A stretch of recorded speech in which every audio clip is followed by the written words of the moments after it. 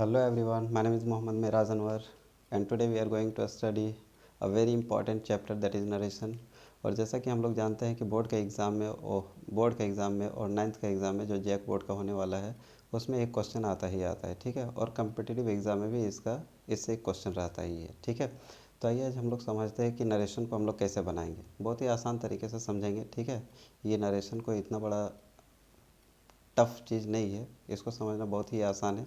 बस थोड़ा सा ध्यान से देखिएगा जो हम बता रहे हैं। अगर ये वीडियो को देख लिए तो आई होप कि आप लोग को नरेशन से डर नहीं लगेगा और नरेशन बहुत ही आसान लगेगा। तो चलिए हम लोग वीडियो को स्टार्ट करते हैं, क्योंकि बहुत लंबा वीडियो नहीं बनाना चाहते हैं, थोड़ा सा शॉर्ट वीडियो रहेगा। और इस शॉर्ट वीडियो के अंदर हम लोग समझेंगे कि आखिर नरेशन क्या है और नरेशन को हम लोग कैसे चेंज करेंगे, ठीक है। अगर डायरेक्ट स्पीच में दिया हो तो डायरेक्ट को हम लोग इनडायरेक्ट में कैसे चेंज करेंगे, ठीक है। तो चलिए हम लोग वीडियो स्टार्ट करते हैं। देखिए, एक होता है डायरेक्ट स्पीच, दूसरा होता है इनडायरेक्ट स्पीच। अगर डायरेक्ट स्पीच में हमारा इज़ एम आर दिया रहे, तो जब हम लोग उसको इनडायरेक्ट स्पीच में चेंज करते हैं तो वाज और वर में चेंज होता है। अगर हैज़ और हैव दिया रहे तो उसको हम लोग हैड में चेंज करते हैं। अगर डू और डज दिया रहे तो उसको डिड में बदलते हैं। अगर कैन दिया रहे तो उसको कुड में चेंज करते हैं। अगर मे दिया रहे तो उसको माइट में चेंज करते हैं। अगर शैल दिया रहे तो उसको शुड में चेंज करते हैं। अगर विल दिया रहे डायरेक्ट स्पीच में तो जब इनडायरेक्ट में जब बदलते हैं तो उसको वुड में चेंज करते हैं। अगर दिस दिया रहे तो इनडायरेक्ट स्पीच में दैट हो जाता है। अगर यस्टरडे दिया हुआ रहता है तो द प्रीवियस डे में चेंज हो जाता है। अगर टुमारो दिया रहे तो द फॉलोइंग डे में चेंज करते हैं, ठीक है। ये तो कुछ थोड़ा सा रूल है, ठीक है। इसमें और भी है जो कि हम लोग एग्जाम्पल के थ्रू से एक एक करके समझते जाएंगे, ठीक है। तो देखिए, एक और इम्पॉर्टेंट चीज़ है जिसके बारे में हम लोग को जानना चाहिए। एक होता है SON। ये S क्या होता है? तो S फॉर सब्जेक्ट होता है। O से क्या होता है? O for object. N for no change. यहाँ दिया हुआ है 1 2 3। तो 1 का मतलब है फर्स्ट पर्सन, 2 का मतलब है सेकंड पर्सन और 3 का मतलब है थर्ड पर्सन। अब देखिए, फर्स्ट पर्सन में हमारा क्या होता है? आई और वी होता है। सेकंड पर्सन में क्या होता है? यू होता है। थर्ड पर्सन में ही और शी होता है। तो हम लोग को फर्स्ट दिया हुआ है, तो फर्स्ट मतलब कि फर्स्ट पर्सन सब्जेक्ट के हिसाब से चेंज होता है, सेकंड पर्सन ऑब्जेक्ट के हिसाब से चेंज होता है और थर्ड पर्सन नो चेंज, यानी थर्ड पर्सन चेंज नहीं होता है, ठीक है। तो आइए हम लोग एग्जांपल के थ्रू से समझते हैं। अगर एग्जांपल के थ्रू से समझेंगे तो बहुत ही ईजी होगा, ठीक है। तो ये थोड़ा सा कुछ रूल है जिसको आप लोग ध्यान में रखिएगा। हम साइड हो जाते हैं, इसको थोड़ा सा स्क्रीनशॉट ले लीजिए अगर आप लोग चाहे तो, ठीक है। और एक नोटबुक बना लीजिएगा। अगर नोटबुक बना लीजिएगा तो क्या होगा कि आपके पास ये हमेशा रहेगा, ठीक है। और अगर आप लोगों को अच्छा लगे तो वीडियो भी आप लोग क्या कर सकते हैं, बार बार देख सकते हैं, ताकि आपको अच्छे से नरेशन समझ में आ जाए और एग्ज़ाम में आपका क्वेश्चन एक भी ना छूटे, ठीक है।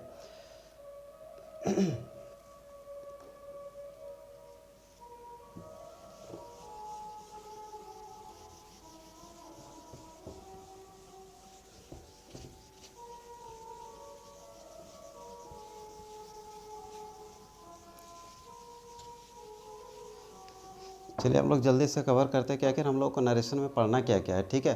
तो एक करके बताते हैं कि सबसे पहले हम लोग क्या पढ़ेंगे, असर्टिव सेंटेंस। Assertive sentence. दूसरा क्या पढ़ेंगे, इंट्रोगेटिव सेंटेंस।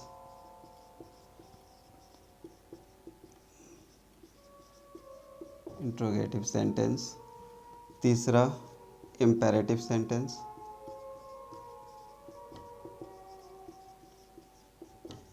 Imperative sentence. चौथा ऑप्टेटिव सेंटेंस। Optative sentence.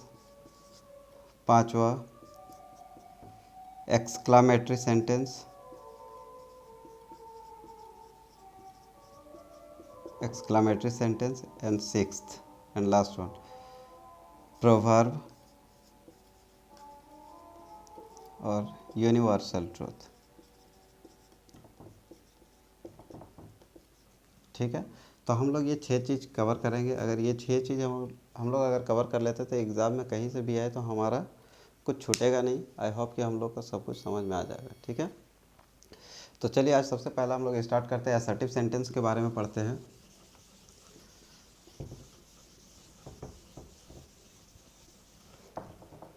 देखिए असर्टिव सेंटेंस में क्या होता है, सबसे पहले समझते हैं हम लोग सेड टू। अगर सेड टू सेंटेंस में दिया रहे तो इसको हम लोग टॉल्ड में चेंज कर देते हैं। सेड टू अगर सेंटेंस में दिया रहे तो उसको हम लोग टॉल्ड में चेंज कर देते हैं। और अगर इन्वर्टेड कॉमा रहता है तो हम लोग इन्वर्टेड कॉमा को असर्टिव सेंटेंस में दैट में चेंज हो जाता है। ठीक है, इन्वर्टेड कॉमा को हटाने के लिए दैट का यूज़ करते हैं और सेड टू को हटाने के लिए टॉल्ड का यूज़ किया जाता है। ठीक है, for example he said to me inverted comma I am good।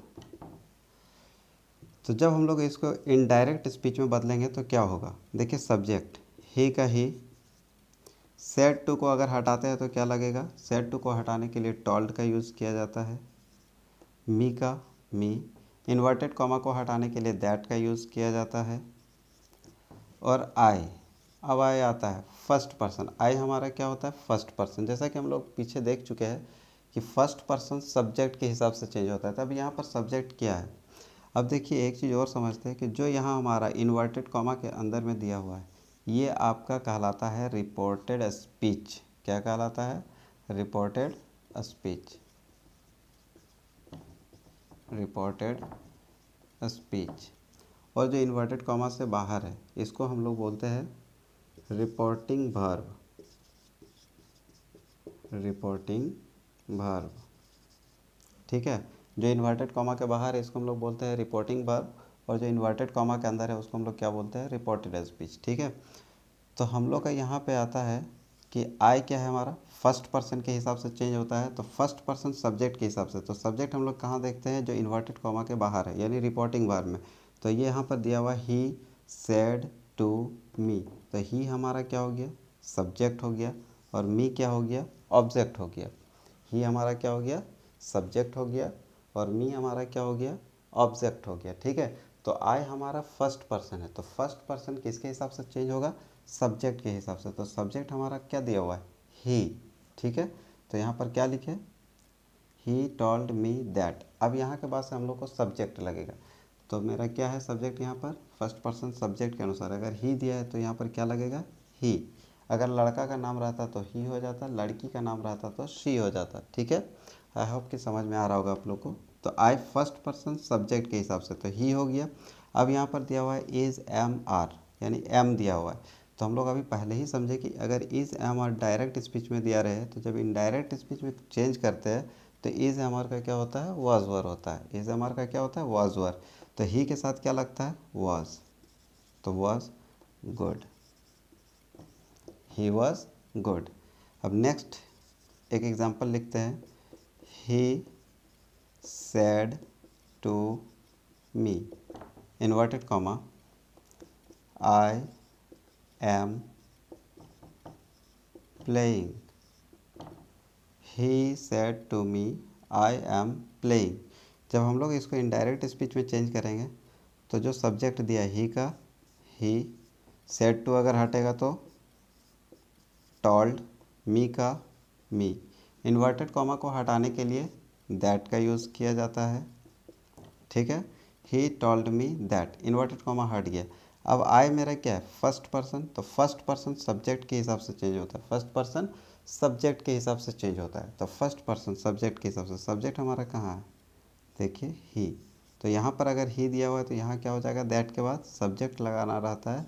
तो यहाँ अगर ही दिया रहे तो ही हो जाएगा, अगर शी रहेगा तो शी हो जाएगा। ठीक है, तो ही इज़ एम आर का वाज वर होता है, तो ही के साथ क्या लगता है, वाज, प्लेइंग का प्लेइंग। ठीक है, यहाँ तक तो आप लोग को समझ में आ गया होगा। आइए कुछ एग्जांपल और लिखते हैं।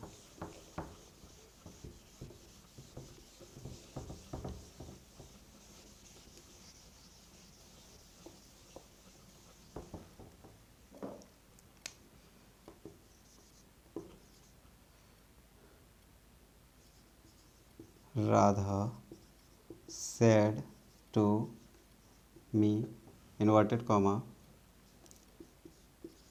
you have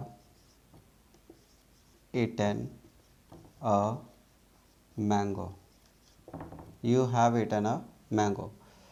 अब जब हम लोग इसको इनडायरेक्ट स्पीच में चेंज करेंगे तो क्या होगा, राधा का राधा लिखते हैं।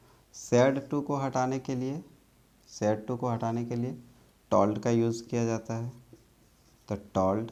अब बचा क्या, सैड टू तो ख़त्म हो गया, अब बचा है मी, तो मी का मी। अब इन्वर्टेड कॉमा को हटाने के लिए दैट का यूज़ किया जाता है, तो दैट। अब देखिए यू, यू हमारा क्या है, सेकंड पर्सन, तो सेकंड पर्सन किसके हिसाब से चेंज होता है, ऑब्जेक्ट के हिसाब से। सेकंड पर्सन किसके हिसाब से चेंज होता है, ऑब्जेक्ट के हिसाब से। तो यहाँ पर ऑब्जेक्ट क्या दिया हुआ है, राधा, ये आपका हो गया सब्जेक्ट, और यहाँ जो मी दिया है ये आपका क्या हो गया, ऑब्जेक्ट। तो सेकंड पर्सन ऑब्जेक्ट के हिसाब से चेंज होगा। तो यहाँ पर मी दिया हुआ है, तो मी मेरा क्या है, ऑब्जेक्ट है, ऑब्जेक्ट है। तो इसका सब्जेक्ट क्या होता है, मी का आई, ठीक है। मी का सब्जेक्ट क्या होता है, आई। तो यहाँ पर जब आएगा तो यहाँ पर सब्जेक्ट में हम लोग को लिखना रहता है, तो यहाँ क्या होगा, आई। और हैज़ हैव का पास्ट क्या होता है, तो had eaten a mango, a mango. तो Radha told me that I had eaten a mango. अब देखिए डायरेक्ट स्पीच में कुछ रहता है तो उसको इनडायरेक्ट स्पीच में कैसे चेंज करते हैं, ठीक है। जैसे आई दिया रहेगा तो आई का मी हो जाता है, वी का अस, यू का यू, दे का देम,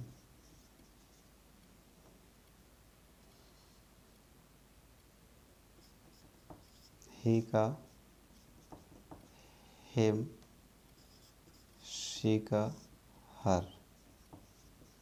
यानी यहाँ अगर ऑब्जेक्ट में हमारा अगर आई दिया है, सॉरी मी दिया हुआ है, तो उसको हम लोग आई में चेंज करते हैं। अगर अस दिया है तो वी में चेंज हो जाता है। अगर यू दिया है तो यू का यू रहेगा। अगर देम दिया रहे तो दे में चेंज हो जाता है। अगर हिम दिया रहेगा तो वो ही में चेंज हो जाएगा। अगर हर दिया रहेगा तो शी में चेंज हो जाएगा, ठीक है। इसको आप लोग नोट कर लीजिएगा, ठीक है। अब आइए हम लोग एक अगला एग्जांपल समझते हैं, ठीक है।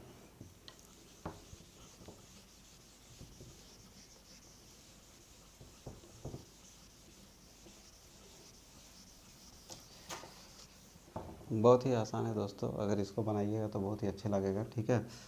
और जितना मन करता है आप लोग अगर प्रैक्टिस करते रहिए, अगर प्रैक्टिस कीजिएगा तो बहुत अच्छे से समझ जाइएगा और याद भी रहेगा, ठीक है। और एग्ज़ाम में एक क्वेश्चन आता ही है नरेशन से, ठीक है। नेक्स्ट है, he said to me inverted comma I have been singing, I have been singing. जब हम लोग इसको इनडायरेक्ट स्पीच में चेंज करेंगे, जब हम लोग इसको इनडायरेक्ट स्पीच में चेंज करते हैं तो ये कैसे होता है, ठीक है। तो देखिए यहाँ पर ही का ही रह जाएगा। अगर सेड टू को हटाना है तो सेड टू को हटाने के लिए क्या लगता है, टोल्ड। मी का मी, इन्वर्टेड कॉमा को हटाने के लिए दैट का यूज़ किया जाता है। आई हमारा क्या है, फर्स्ट पर्सन, सब्जेक्ट के हिसाब से सब्जेक्ट क्या दिया हुआ है, ही, तो दैट के बाद क्या लग जाएगा, ही। हैज़ हैव का पास्ट क्या होता है, हैड बीन सिंगिंग। यानी कि सिर्फ हम लोग यहाँ पर हेल्पिंग वर्ब को चेंज कर देते हैं तो ये मेरा क्या हो जाता है, इनडायरेक्ट स्पीच में बदल जाता है, ठीक है। नेक्स्ट एक एग्जांपल और लेते हैं। He said to me inverted comma I play cricket. He said to me I play cricket.